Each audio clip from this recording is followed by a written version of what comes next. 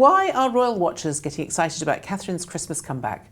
What has the King's stepson revealed about him? And are Meghan and Harry's Hollywood dreams in tatters? We have a fascinating show coming up for you today.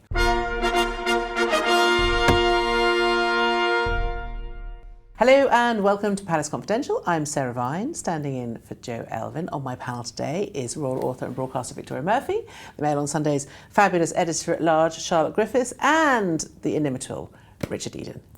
Welcome all. A reminder that if you don't already, join the hundreds of thousands of royal fans who subscribe to the Daily Mail Royals YouTube channel. It's free and all you need to do is click that subscribe button. That way you'll never miss another episode of Palace Confidential. Let's hear from the panel now. Victoria, it was a bit blink and miss, but we did see Catherine, Princess of Wales, was seen in public for the first time since since that video announcing that she had finished her cancer treatment. That's right, but this was the first time that she was seen publicly since that video announcing she finished treatment. It wasn't a public appearance as such, but it was an appearance where she was photographed in a car going to Kirk, which is the church near to Balmoral Castle. William was driving and she was alongside him. They were spending the weekend there, went to church alongside the King and Queen. We understand this was, it seems, a weekend without their children spent at Balmoral. They usually go at this time of year. They often go with the children as well. So this year, do we know where the children stay when they're not with their parents? Well, the schools have started back, so I would have thought that the children would have been back at home in Windsor, but we don't have any clear information. They could obviously have been with relatives elsewhere. Maybe Granny and Grandpa Middleton. Maybe, exactly, yes. So, I mean, of course, we've seen car shots of the royal family going to Kirk many times, but this does have particular resonance because people are very interested and invested in how she's doing. So any photograph of her at this time is going to attract a lot of attention. She did, yeah. From what you could see, it was obviously a car shot, but yes. And this, of course, comes as she has started her gradual return to work. So we've seen that this last week on Tuesday, she held a meeting at Windsor Castle. There was no photographs of it, but it was in the court circular.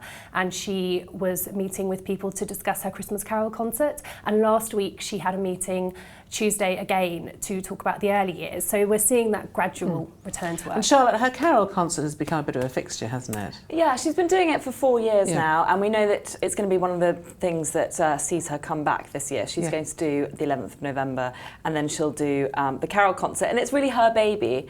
And it's so nice because it's a chance to see her in her finery. She always walks out with all the kids all in a line, and where is it? With William. It's usually at Westminster Abbey. And then as part of the preamble for the concert, she often wears a sort of woolly jumper and sort of does a bit of reading and looks all snuggly. And it's just a really cosy, nice sort of Christmassy thing. And it's just really strongly associated with her. It's like, it's her thing. I think she's very good at doing things that are lovely, but also very inoffensive. You know, inoffensive and very visual. And very visual, yeah. There may come a day when she's the Queen. I can't really imagine her doing a speech to camera so much every single year. But we will always see her at Christmas in her finery, looking elegant and beautiful, which is fine. That's what she's best at. And that's okay. And Richard, there may be some plans to go to America. Well, it's that certainly seems to be the rumour. What set it off is that there's been updates and applications for new trademarks for the Royal Foundation of Prince William and Catherine in America. So it's not just Harry and Meghan that have an interest in the USA, and the trademark applications have related to things like some sort of race, like some sort of marathon or different things that suggest there could be some type of fundraising event in the future. So is this their way of trying to sort of slightly park their tanks on Harry and Meghan's lawn? Well, I mean, the palace have been keen to stress that it's sort of housekeeping, that we shouldn't expect any event imminently, but obviously it has got hopes up, and it's something they've clearly taken an interest in because they were doing it also during the summer holiday. So but wouldn't we quite love it if they just took America and they just, you know, were on every front page looking fabulous? It would be quite entertaining. It would be good. I know we have a lot of American fans, so watch this space. Victoria, on to more, slightly more prosaic issues. Equerries. We see that Prince William, who's still got his, I think, rather sexy beard, I think it works really well, I think it looks very good on him, has got a new equerry. I agree. It looks good on him. The latest in a long line of hot equerries. I say that with a Because I think it's a little bit sexist, but apparently I'm wrong about that. But anyway, tell me more. Well, he does have a new equerry, and his new equerry has a beard as well. And it's not the only thing they have in common. Do you think that's why he's the new equerry? They can have the that's beard not the conversation. only criteria. His new equerry also is a trained helicopter pilot. He's come on secondment from the RAF. And he is, the equerries usually kind of stick around for about 3 to 4 years. What is an equerry? Can I just, because some viewers might not know. So it's essentially a royal aide who is on loan from the military. Right. So they are on secondment from one of the 3 branches of the armed forces, and then they become an aide to that particular royal, and then they carry out But they're not a bodyguard, quite a wide are range. they? No, No, it's they're not nothing to do protection. with security. Okay. But they wear military uniform from time to time at certain engagements. But they just become absorbed into the royal household and carry so they out just sort of functions. hand pens to them and things like that, and make If sure that they is don't required, fall over. organising diaries, organising engagements, attending engagements alongside the royal. So historically we've seen equerries photographed alongside members of the royal family. It sort of dates back to the 16th century, this link between the military So is it and the monarchy. a sort of lady in waiting, but a man with military training? Yeah, although it can also be a woman. An equerry could be a woman, Yes. and there has Have there been been? a female equerry. Oh, okay. Charles has a female equerry, and nobody calls her the hot equerry. No. Because that would be sexist. Well, I mean, I think it is a bit, it is a little bit, because if it was a woman, I think we'd all be a bit upset I about think it. definitely we would have. So, Charlotte, there have been a couple of eye-catching equerries recently, but of course it's quite an interesting historical figure. I mean, Captain Peter Townsend? Yes, he was the king's equerry. Yes. It's equerry, not equerry, apparently. Oh, is it? But I always say it wrong. But equerry to the king, and he looked after Princess Margaret while they were all together in South Africa back when she was a teenager. And then within 4... That must have been quite a handful, because Princess Margaret was quite a handful generally. Yes. Can you imagine her as a teenager? Exactly, can you imagine? And also he was very dashing, and I think one of the reasons why equerries are so eye-catching is because they wear military uniform often. So they're just often very dashing, But also and they're they tend to be quite protecting young men who are quite fit, right? Yeah. Because they're military. So there's a sort of there's a man in a uniform thing. There's isn't a there? man in a uniform thing going on, and they are actually often married, and Peter was married. Yes. But within 4 years, he was divorced from his wife and engaged to Princess Margaret. So it's a sort of huge amounts of fascination, and the Crown storylines sort of write themselves. You can see why he got many an episode dedicated to him in the Crown. And, they're just this sort of endless fascination, both for the royals and for those who watch the royals. There's lots of striding around in kilts. Yes, exactly. Yeah. What's not to like about And the that? hot equerry, the most recent hot equerry, do you remember he famously kept an eye on Meghan and Harry when they came over? And that was a source of huge amounts of fascination, because he's, you could see his beady eye watching them in quite a lot of Major photos. Johnny. This is Major Johnny Thompson.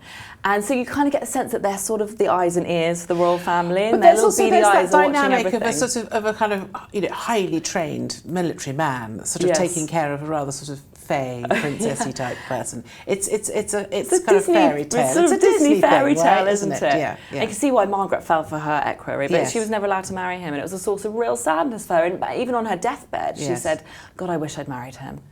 To the King and Queen now, Richard. We've had some very interesting insights from a relative. Oh, well, this is Tom Parker Bowles, Queen Camilla's son, who's he's a great food writer, writes for the Mail, and his latest book is Cookery and the Crown, I think it's called, if I've got that right. But it's not just about his mother or his stepfather, but it's historical. It's looking back at what the royals ate from Queen Victoria onwards. Swans, generally, wasn't it? It seems a little bit sad now, because basically...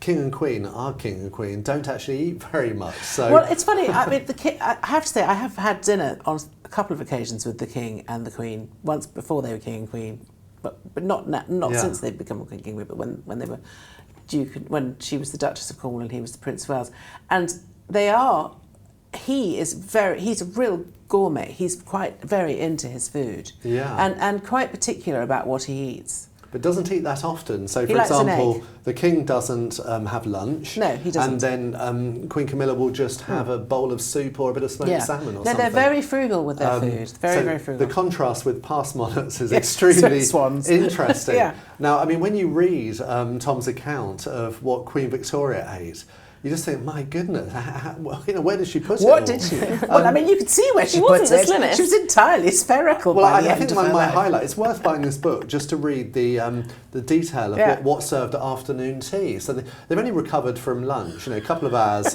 walk or something. Then 5 o'clock, it would always be served, and it would be everything from macaroons to scones to sandwiches. Battenberg, famously. It sounds absolutely wonderful. It's like the perfect sort of English tea. But I think our King and Queen... Does he go back far? Because wasn't Queen Elizabeth I obsessed with sugar? That's why she had no teeth and terrible bad breath. He doesn't go back Doesn't that go that far back. He starts with Queen Victoria. Oh, okay, fine. But the book also includes plenty of recipes where you can sort of make these raw meals for yourself at home. So that's brilliant. It's an entertaining read. Remind us what the name of the book is, Richard. It's Cooking and the Crown. Perfect. Excellent. Lots more still to come. Before that, let's hear some of your comments. Sue McGregor writes in praise of the Duchess of Edinburgh. Amazing how a Duchess Sophie can go to Tanzania in Africa without a film crew and not cost the country a fortune for security and 5-star accommodation. Do what she went there to do, and no one asked her if she was okay.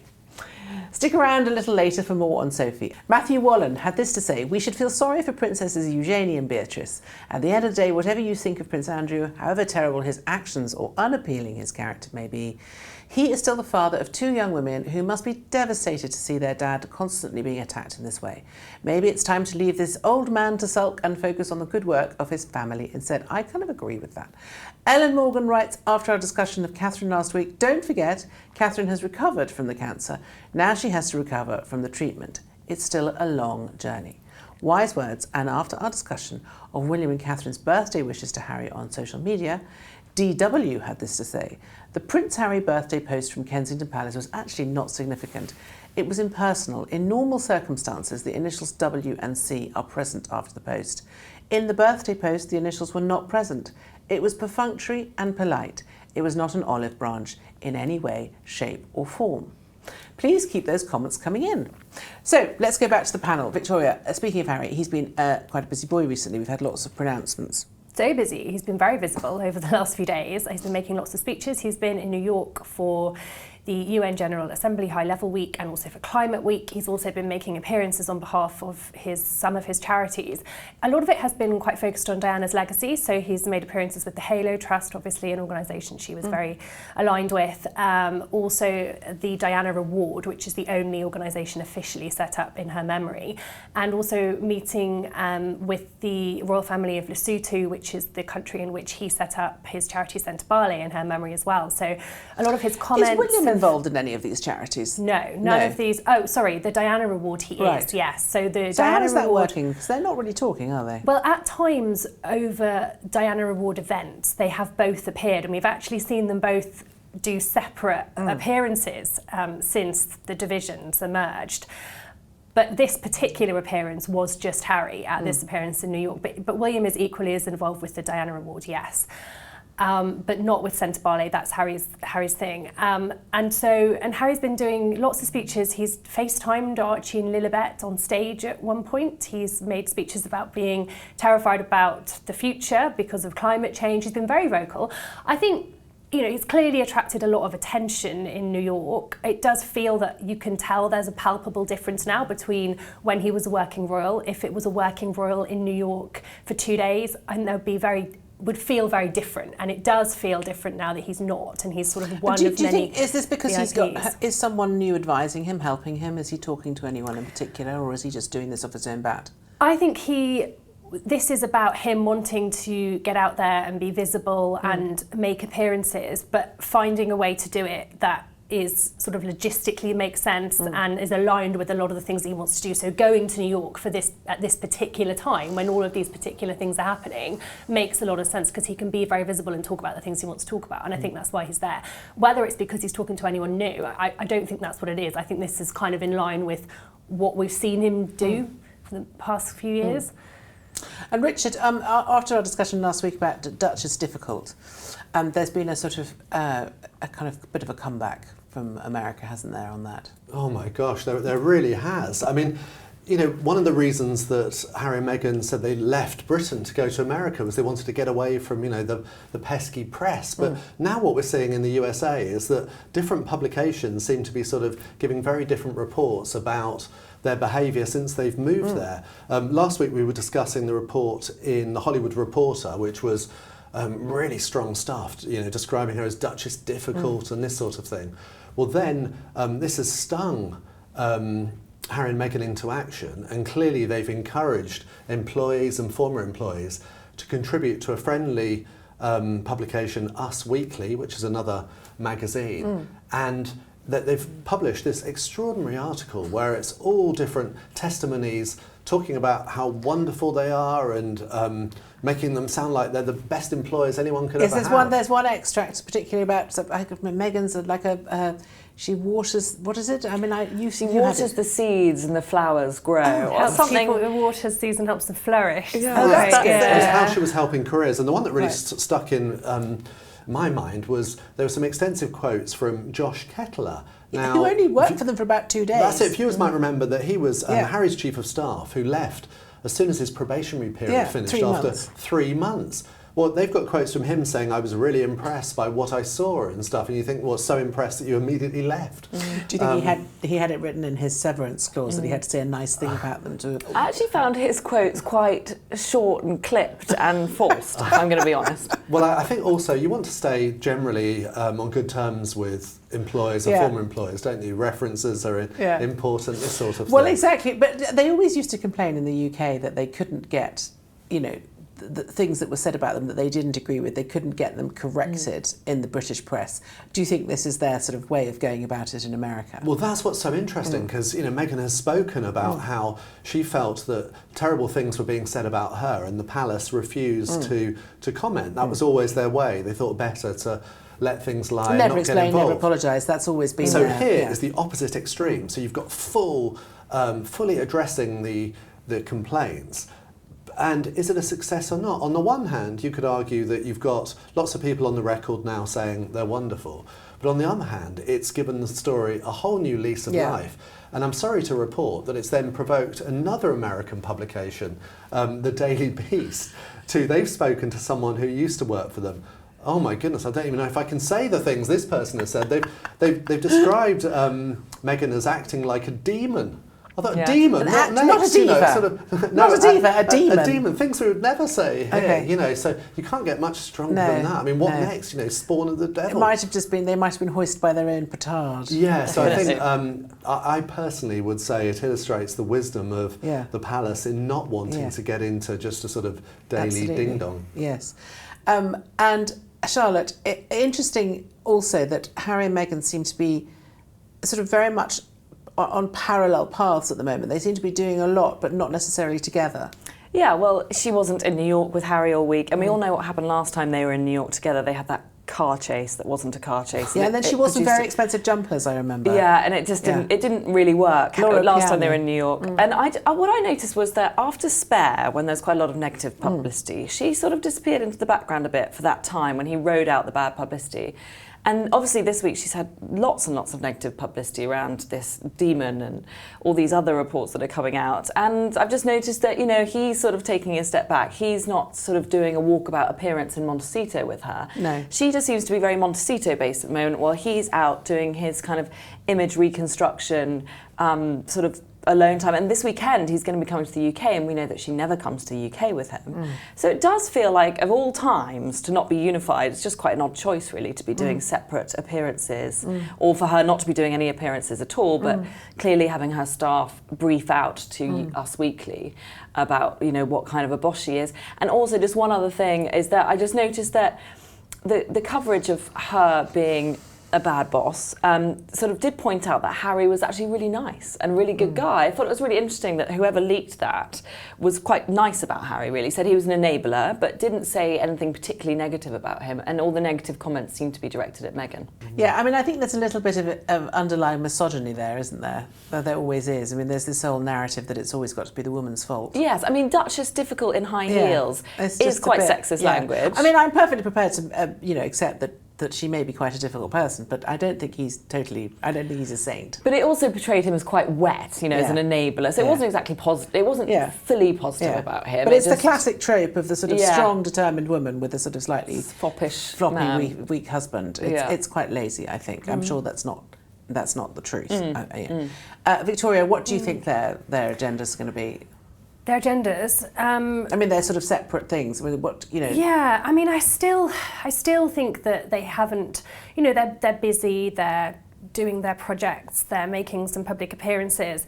But I still think we're kind of in the same situation that we were a year ago with. Well, they don't seem to have coalesced into anything really. I mean, her whole American Riviera orchard thing doesn't seem to be going... Exactly. And I think they still haven't built a strong business or brand or identity outside of the royal family, outside of having left the monarchy. No. And we're still in that place with them now. And what Harry seems to be doing a lot of is focusing on philanthropy. And I think, you know, I do still think that his most successful projects that resonate the most with people are the ones that he set up when he was a working royal, so the Invictus Games, his patronage of Wellchild, for example, which we'll see him in the UK for. I think those are the things that resonate most with people that he does.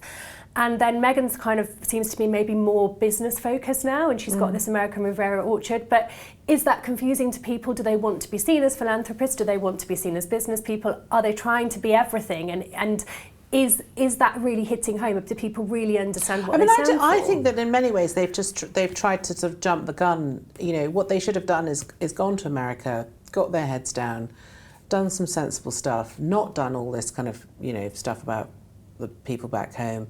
They've expended a lot of their capital actually really quickly. They've sort of, you know, squandered it. I agree, and I think they've tried to be out there and be visible at the same time as building something. So it's like putting the style before the substance in a way. That's what I mean, yes. So it's like had they taken a step back and built the substance of something and then presented it in a stylish way, but it already exists as something very substantial that's been created, What I'm hearing, which is slightly what you said as well, about going back to Invictus and Wellchild, and I'm also hearing Centre Barley, is that Harry's slightly seeking advice and looking backwards a little bit to the peak Harry era. Do you remember when he was doing Centre Barley? He was opening, children's centres in Africa. We loved him. He was seen, holding African children in his arms, playing like children, that, opening hospitals and schools, raising millions and millions for Africa. That was peak Harry, and I think he's going through a period of reflection at the moment. That's what I'm hearing as well, and going, okay, what was I doing right back then? Centre Barley was my best time. People loved me. Well, it's not complicated. What you were doing right back there, Harry, was not complaining endlessly about your relatives. I mean, you have a slightly stronger take, which is that you got a headline saying their Hollywood dreams are in tatters. Well, essentially, they are separating in terms of their strategies. And remember that when they moved to California, it was very much they were going to be the power couple, you know, to rival the Clooneys, or even the Obamas were mentioned. And we saw that when they recorded their first podcast. It was very much them together. It was the pilot episode, and that was going to be the pattern, them together. And again, we saw it on their Netflix series. But for whatever reason, whether it's Meghan or it's Harry, they've decided that's not the way to go. So now Meghan's making her own, she has made her own cookery lifestyle series with a company to come, and Harry's on his own. And these things, these Diana links, usually in the past, Meghan would be very keen to be associated with. So it's very significant, I think. And but it does feel a bit like Harry's sort of looking over his shoulder, whereas she's very much ploughing ahead. Yeah, well, I think she's sort of slight obsession with his past and the things that he used to be good at, and Diana and all these things. He doesn't feel like he's progressing. Well, he does have his own TV project, you know, about polo, but that feels very much sort of... Well, I mean, polo is the ultimate rich man's sport. It's not. It's quite a niche thing. Really, yeah, it's hard to imagine that will be very popular. Whereas there are great hopes invested in Meghan's cookery and lifestyle programme. So they are very much, and it does mean we may see more of Harry in this country, I think. Yeah, I think. Well, that certainly seems to be the way it's going, doesn't it? That he's just decided that she's just not going to come. He's going to do his own thing. She's going to do her own thing. You know, it's not. It's so I think it's a question of watch this space. Yes, you know, and if you contrast it to sort of William and Catherine, who've just done that video in which they're very much together. You know, they're very much on the same page. it's quite interesting to see. I mean, to be fair, we will still see Harry and Meghan at the same events. They're going to be carrying out some charitable engagements, and then there will be other sort of foreign tours, such as the one we saw to Colombia. So they will still do things together, but pursuing separate routes in other ways.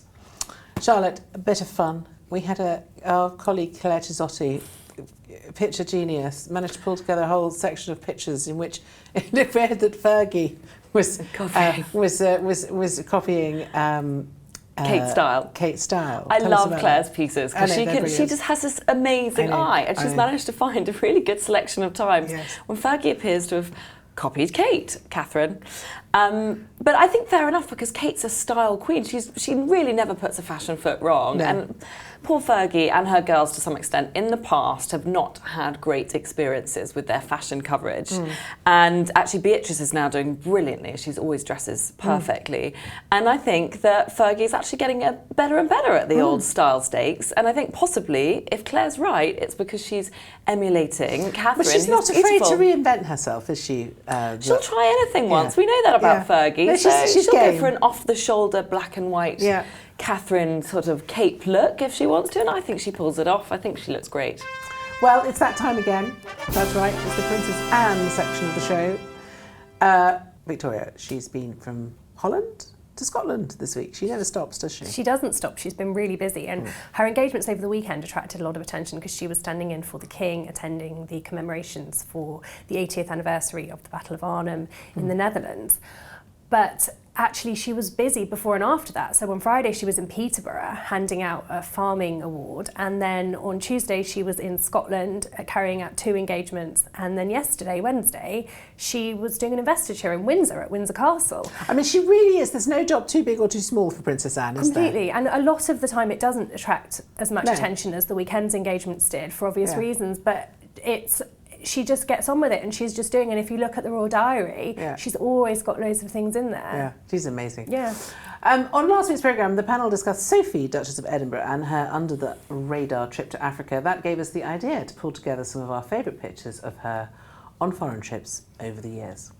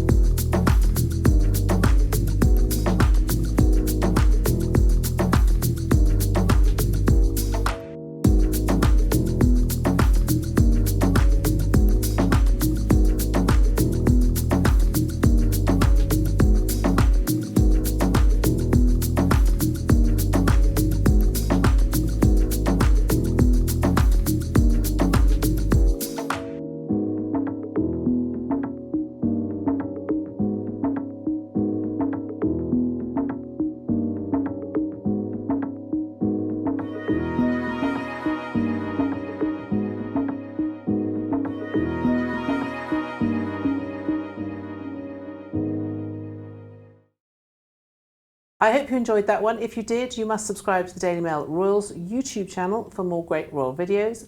My thanks to Victoria, Charlotte, Richard, and to you for watching.